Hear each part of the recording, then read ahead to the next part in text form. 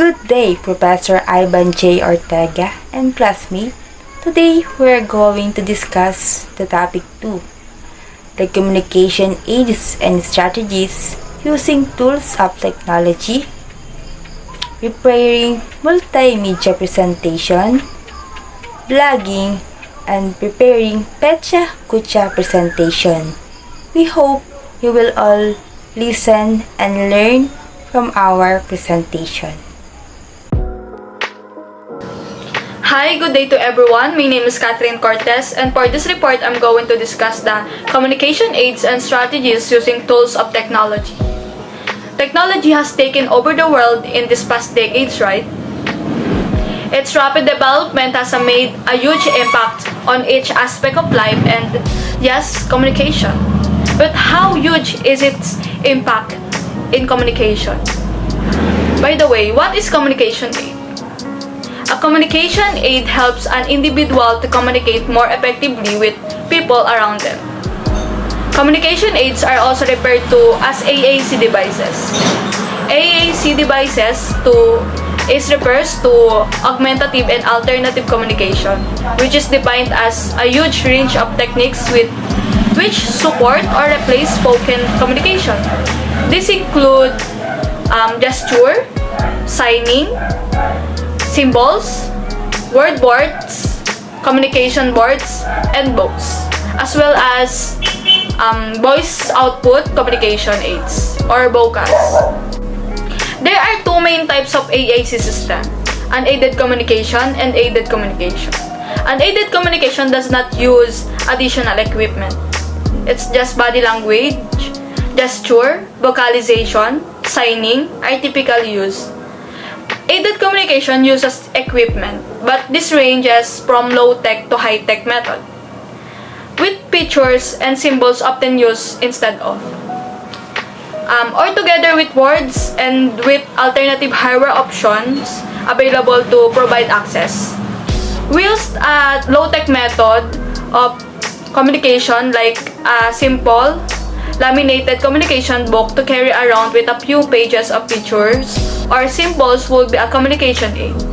The term device would only describe a more high-tech solution. An electronic communication aid can be dedicated device built for that job, which does nothing else, or it can be a standard computer running specialist communication aid software as well. This includes Apple tablets, which are increasingly being used to help people communicate. What are communication strategies? Communication is the exchange of information between a sender and receiver. It is used to be that you only had to worry about the way you communicated face-to-face or on paper. Technology has changed this completely.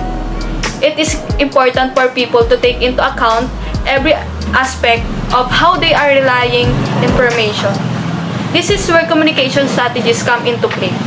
Communication strategies are the blueprints for how this information will be exchanged. And that's all for my report. Thank you. Types of communication strategies. Communication strategies can be verbal, non-verbal, or visual. Integrating all the strategies together will allow you to see the most success. This allows a business to meet employee needs and increase workplace knowledge. Verbal communication strategies can be broken down into the two categories of written and oral communication. Written strategies consist of avenues such as email, text, and chat. Examples that fall into the oral category are phone calls, video chat, and face-to-face conversation. Non-verbal communication strategies consist of mostly visual cues such as body language, facial expression, physical distance between communicators, or the tone of your voice. These cues are typically not intended. However, it is important to realize the message you are sending. Otherwise, you may be saying one thing, yet the receiver is hearing another. Visual communication strategies can be seen through signs, web page, and illustration. These strategies are used in the workplace to draw attention and provide documentation. Human resources is required to post certain visual throughout the workplace to comply with safety laws. Using tools of technology, multimedia is content that uses a combination of different content forms such as text, audio, images, animation, video, and interactive content. Multimedia contrasts with media that use only rudimentary computer display such as text-only or traditional forms of printed or hand-produced material. A transparency, also known as variously as a viewfoil, foil or view graph, is a thin sheet of transparent flexible material, typically cellulose acetate, onto which figure can be drawn. These are then placed on an overhead projector for display to an audience. Many companies and small organizations use a system of projectors and transparencies in meeting and other groupings of people. Through this system is being largely replaced by video projectors and interactive whiteboards.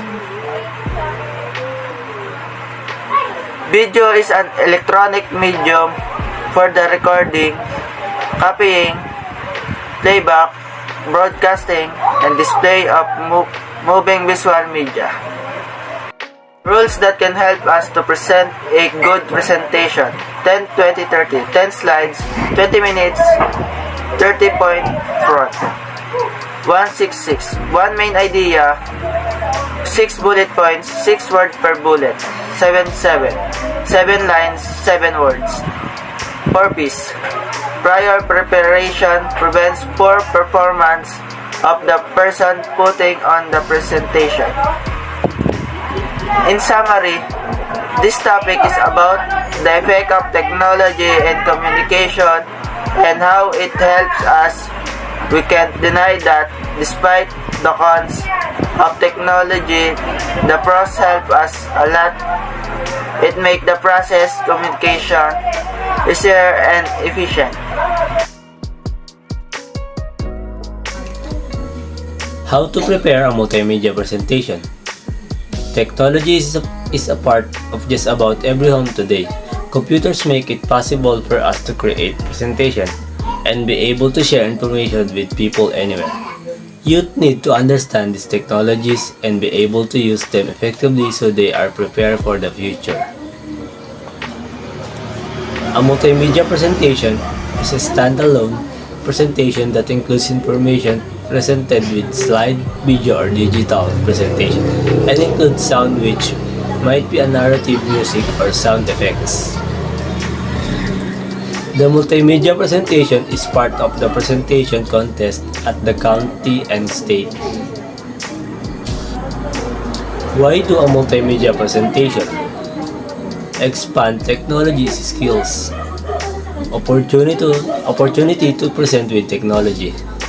Incorporate 4H and technology. Creative challenge to make an interesting, appealing presentation. Unique competition.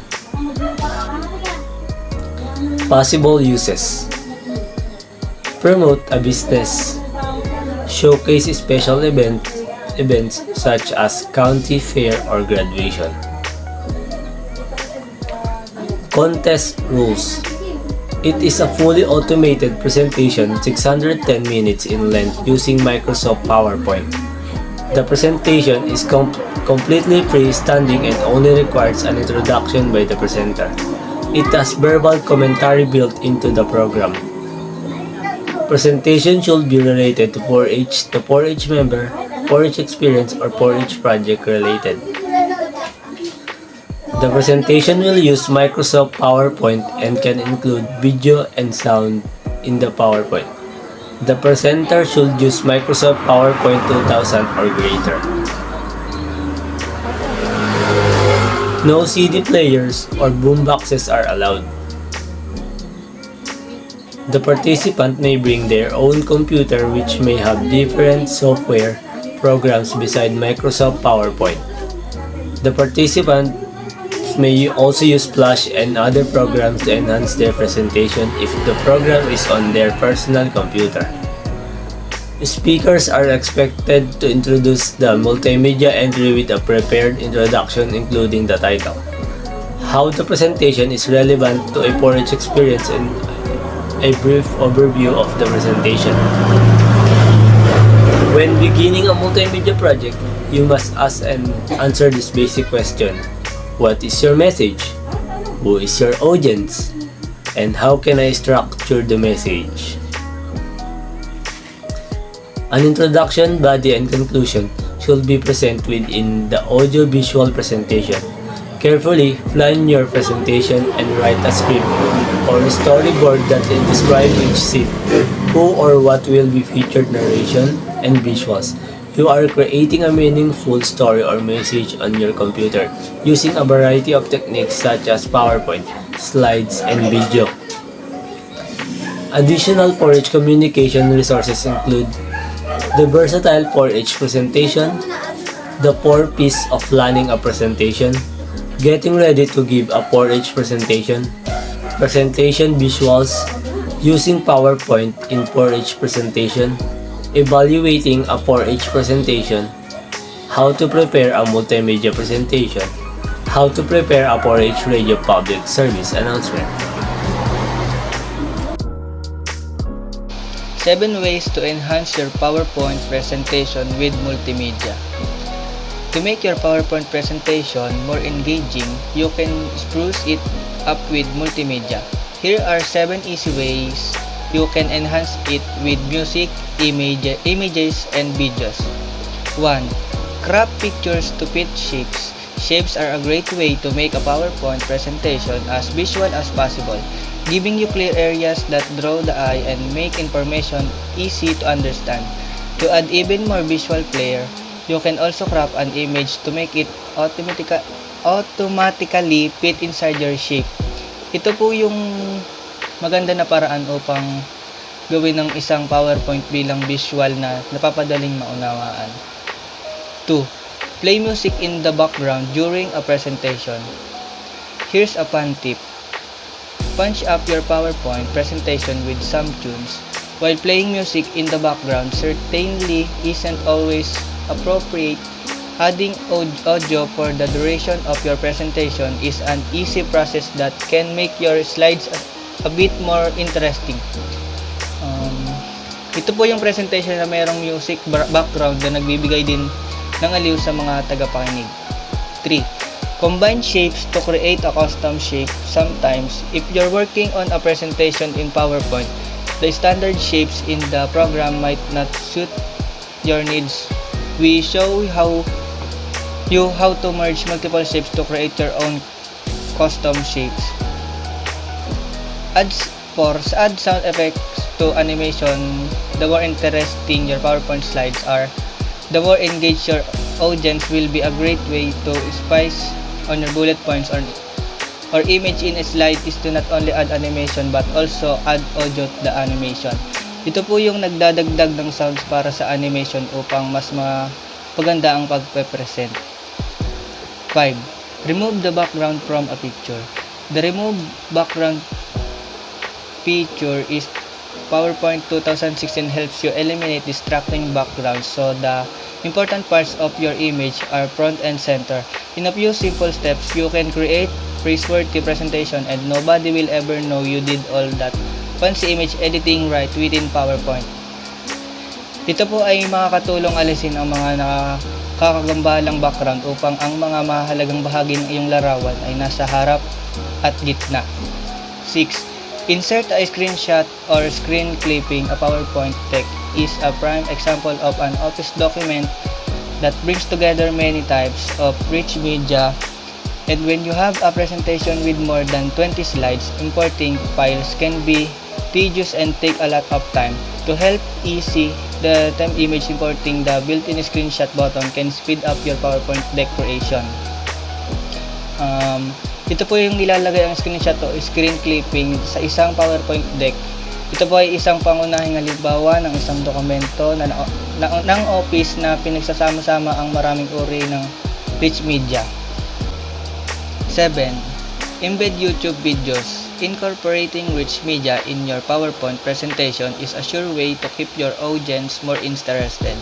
In PowerPoint 2013 to 2016, it's as simple as a few clicks to embed a YouTube video in a slide. Whether you're embedding a specific video or need a clip from a famous movie to use as an analogy, find the right video and load it in your presentation in a matter of seconds. Ito po yung rich media na pinagsama-sama sa PowerPoint presentation na paraan upang mas mukhang interesado sa mga taga-pakinig. Hi everyone. First of all, I am going to introduce myself before I go to my main topic. My name is Emmanuel B. Maghirang and I am a first year college student in DLSP. And my course is BSHM. And the topic that is assigned to me is vlogging. So guys, I'm gonna tell you what is vlogging. Vlogging refers to writing photography and other media that self-publish. Online blogging start in an opportunity for individual to write diary styles entries, but it has been incorporated into websites for many businesses, and the hallmarks of blogging include frequent updates, informal language, and opportunities for readers to engage and start a conversation. And the word blog is actually in a shortened form for its original name, weblog. And this weblog allowed early internet users to log the details of their day in diary styles entries. And blogs often allow readers to comment, and so as they became more common, communities sprang up around popular blogs. And note guys, the content of blogs varies significantly, and for example, travel blogs and many pictures with few written passages, while political blogs may weigh in my wordy takes on the news of the day. The popularity of YouTube and similar sites also give us rise to video blogging or vlogging.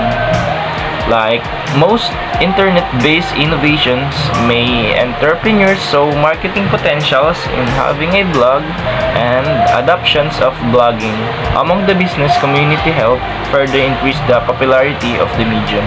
So it is not only can blog be used for marketing a business, but it can also become a home business in and of itself. So let's go to how blogging works, guys. Many people asking how blogging works. So for me, blogging is as simple as obtaining a website and publishing original content on it. Like tech-savvy bloggers can buy a domain name and build the website themselves. Those with less HTML knowledge can create an account sites like WordPress. That's simply the web design and publishing process. Blogs are usually simple websites, and older pieces may be archived in separate sections of the site, and there may be a separate page with contact info or bio. But the blog itself, it is usually just a single page that can unscroll through, similarly to the news feed on social media sites like Facebook. As with Facebook newsfeed, a blog displays the newest content at the top of the page. And note, all of the posts on the blog are usually created by a single author. However, when a company or organizations maintain a blog, it may pay for blog content, either by hiring a team or writers or buying a content to post. And here is another unique features of blogging. Another features is interlinking. This occurs when a blogger links to another person's blog within their own blog post. For example, if a music teachers maintain a blog and they write a blog post about how to form a chord, and They might be to a musician's blog to show an examples of the chord in action. Then a political blogger may link to another politics blog and discuss how they agree or disagree with a post or that blog. Interlinking along with the comment sections fosters and sense of the community that makes blogs unique. And so that's all, guys. Blogging versus traditional website. Blogs updating frequently allow for reading engagement. Website largely in evergreen content, one-way communication. Some people are confused over the constitutes at blog over website. Part of the confuse stem from the fact of many businesses use both, usually by adding a blog section to company website. However, there are two features of a blog that set it apart from the traditional website. First, blogger updating frequently, whether it's a mommy blog, which is woman sharing adventure in a parenting, a blog of a food blog sharing a new recipe, or a business providing updating to service. Blogs have new content adding several times a week. Website may occasionally have new information, but for the most part, they offer static information that rarely change. Second, blogs allow for reader engagement. Blogs as social media accounts often go hand in hand because they are several similar purposes of connecting an audience with each other than content creator. Some websites incorporating frequency that allow for conversation, but generally speaking, blogs allow for more conversation and interaction that the traditional website does. Pros and cons of blogging. Pros: good for SEO. Maintain communication with customer. Build rapport with customer. General alternative income. Cost: time consuming.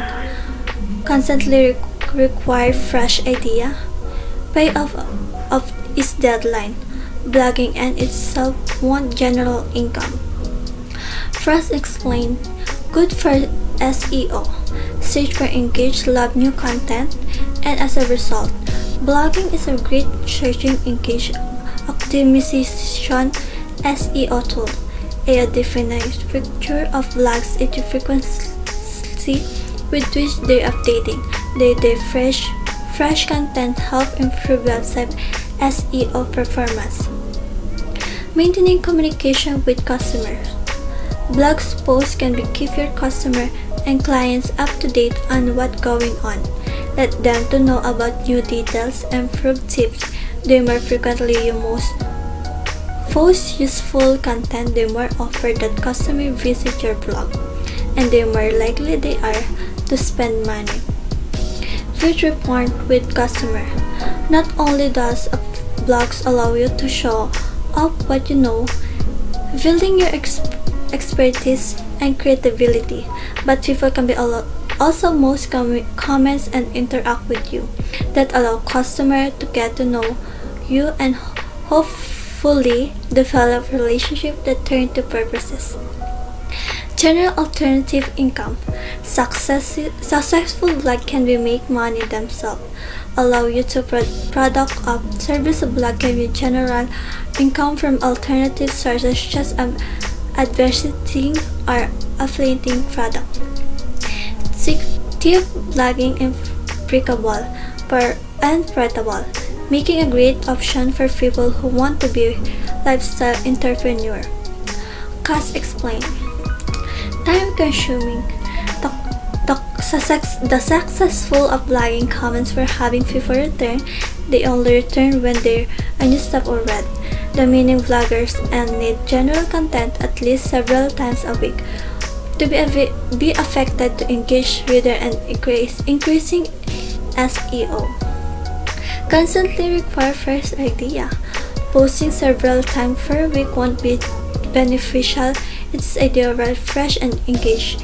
It can be retrained to constantly constitutionalize, execute fresh content. The good news is that you don't have to do it all yourself. You can guest writing or hire freelancer. Another option is to group the content from other. You can buy private labor right or PLR content and modify that with your blogs. Payoff of details. One of the biggest prerequisites with your blogging is it's time consuming with little payoff of beginning. It takes time to build up readership to momentum. Blogging is itself won't generate income. At the one time, posting article won't enough to generate traffic and income. Today, success blogging need to email marketing, additional first or shares of content, a great and engaged social network such as a Facebook group. Requirements for a blog. The good news is that starting a blog or adding a blog to your existing site is relatively easy and affordable. All you have to do is follow these 4 steps. Set up the blog. There are free blog options such as WordPress and Blogger, but to retain control, professional image, consider investing in a domain name and the hosting service. You can install WordPress or another content management system on your host if you don't want to create the whole site from scratch. Next is add content. Once your vlog is up and running, you need to keep it active with new content to grow your business. Develop a set schedule for writing and posting vlog articles. Create a content calendar so you always know what you're going to post. The third is market. Like all other business ideas, your success comes from marketing and getting your message in front of your target market. Great ways to reach your market are through social media apps, email lists, and by reaching out to other bloggers, podcasters, and media outlets for publicity. Repurpose your vlog content to promote your business across platforms, such as by using quotes on your Twitter or Instagram profiles, or by creating a video of your articles to share on YouTube. The last one is add income streams. While your vlog can complement an existing business, it's also a great way to add additional income streams to your home business. You can promote other companies' products and services in affiliate marketing. You can advertise a feed ad networks such as AdSense on your vlog. If you have a service business you're promoting with your vlog, you can create your own information products to complement it. Or if you have your own products, you can offer a service. Key takeaways. Blogging is a shortened version of web blog, which began as a diary-like outlet for early internet users. Modern vlogging is an expansive medium that incorporates written words, photography, videos, and all kinds of subjects matter. Businesses can use blogs to drive customers to their website, increase SEO performance, or generate alternate streams of income. Blogs are different than traditional websites because they are frequently updated and they are make it easier for the audience to engage with each other and the content creator. Preparing Pecha Kucha presentation. What is Pecha Kucha? Pecha Kucha is a presentation form of 20 images for 20 seconds. The slide changes automatically and the speaker must synchronize the speech. With the images, it's sometimes also called a 20 times 20 presentation, so the entire presentation always lasts for exactly 6 minutes and 40 seconds. It started in Tokyo 2002, designed by architect R. Klein and Mark Dayton. It was soon adopted by fans of alternate presentation styles.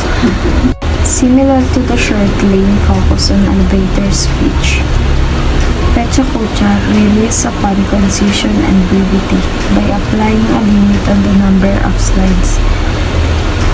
The presenter is forced to streamline their content. It also forces to the speaker to prepare and practice, as there is no option to presentation style. It's based on the single powerful image, stringing visual enhance any presentation. They captivate the audience in a more immediate way in the written words. Pecha Kucha translates as the sound of conversation or chit-chat in Japanese. The creators wanted the space to share ideas and messages through presentation, but avoid the easy trap of numbering speaker, play set time and slight limits. In a similar way to Haliko poem, Pecha Kucha forces the creator to creatively arrange their messages with a strict form, and such creativity often produces amazing results. So because of its concise style, specific timing and visual focus, Pecha Kucha has flourished in popularity over the last few decades.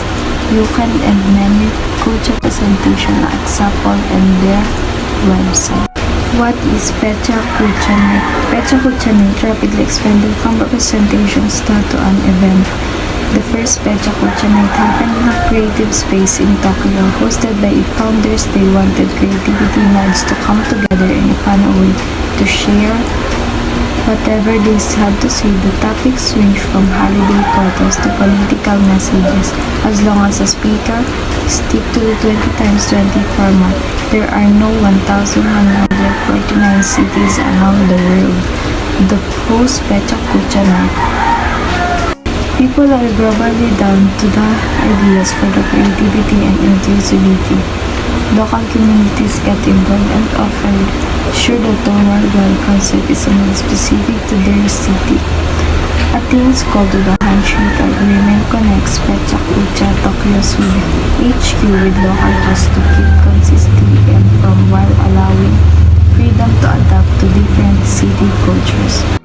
For example, check out this page about Pecha Kucha Night in Dande to get an idea about the community and atmosphere of such events. And the Pecha Kucha presentation example. Individuals can join the Pecha Kucha Night because it's a free and open space to share ideas. How to create Pecha Kucha presentation. Choose a topic. The key piece of advice for newbies to Pecha Kucha is to start with the topic you love, your passion. You will not only shine through in your choice or alternative presentation styles, but it will motivate you to create and streamline your content. It's also a great way to think of an original topic. You are individual, so your Pecha Kucha presentation should be too. Also try to keep your topic simple if you might be tempted to speak a lot about it, but Pecha Kucha has a limit for a reason. Simplify your subject less enough to fit it into 6 minutes or 40 seconds. Give an overview with a clear message. People can always search more about it afterwards, but the point of Pecha Kucha is focus and concision, so keep your topic light. Be organized. Pecha Kucha restricted format requires a lot of discipline. Organization can help a lot creative and outline to structure the story of your presentation. And always stick to the 1 point per slide. Once you have an original structure, tweak it. You probably have to edit a lot of your list down to fit with a 20 times 20 format, so streamline your content and focus on. Create a PowerPoint. Simply slides have never been as important as in Pecha Kucha presentation. Don't use facts and figures. Don't even use text, just choose a strong and powerful image to speak. Over the point of view, this is the format of most successful pecha culture presentation. You, audience, has only 20 seconds to observe each slide. They don't want to rush through text or try and understand the slide. They want a straight line image that hits them with meaning straight away. That's what makes a great pecha culture presentation at some point. Practice your presentation. Practice is perhaps even more important than usual in a pecha culture presentation. The fast flow and ability to rewind or delay a slide means you must know it by heart. Perhaps you learn your speech word by word. Or maybe you know the message of each slide. Speak about it naturally. You really need to be aware of the constantly ticking timeline. Finally, give personality and performance through your natural voice instead of robotically filling out of information alternative presentation. Styles of our world and pecha culture is a space of creativity and fun. This is no typical business presentation. How to give a great pecha kucha talk. Pecha kucha is an innovative and effective presentation method designed by a firm of architects that's completely transformed the way presentations are delivered. The rules of pecha kucha presentation are simple. The presentation must contain exactly 20 slides that are displayed for precisely 20 seconds each, making the total presentation time 6 minutes to 40 seconds. That's why pecha kucha presentation are also frequently called 20 by 20 presentation. But just because the rules of this format are simple does not mean their application is. If you're interested in designing one of these groundbreaking presentation yourself, then apply the following tips to make it a whole lot easier. Say your topic in a sentence. When giving this type of presentation, it's critical that your topic is concise and straightforward. If you try to say too much, you'll end up not really saying anything at all. To be sure your topic is tight and to the point, try to say it in one sentence. If you struggle to do this, you're probably trying to present too much information that you all get lost in this short format. Keep slide text to a maximum. We always advise using minimal text on each slide, but this is especially important for pecha kucha presentations because the slides automatically advance every 20 seconds. Your audience won't be able to process more than a few words on each slide, so don't include any more than that. Instead, focus on compelling slide imagery and design. Find the story in your topic. It's nearly impossible to engage an audience in 6 minutes using dry facts and figures alone. In fact, research suggests that good storytelling is key to making any audience pay closer attention, no matter the format. That said, to really engage your audience here, you need to find a compelling story behind it that conveys the importance and value of your topic. Tell a story with image. Speaking of storytelling, rather than focus on adding a lot of text to each slide, focus on adding beautiful images that enhance your narrative instead. However, keep in mind that what's beautiful up close can often look fuzzy and confusing from the perspective of your audience. Your images should be as clear and straightforward from afar as your content. Use just a few main points. It's really challenging to present more than a small handful of main points in this short format. Generally speaking, try not to present more than 3 main points and fill the rest of your presentation with facts and examples that support those points. Practice your timing. In addition to practicing what you're going to say and how you're going to say it, also pay attention to the timing of what you're saying. Since the slides are moving forward at 20 seconds intervals, you need to make sure that your speech is perfectly in line with the timing of those slides. Otherwise, you're all leave your audience incredibly confused. Give yourself some visual cues to help ensure your speech coincides with your slides. It's a good idea to include visual cues on each slide that serve as subtle reminders for what to say next. This will also help diminish the panic and anxiety that comes with worrying that you all forget what to say.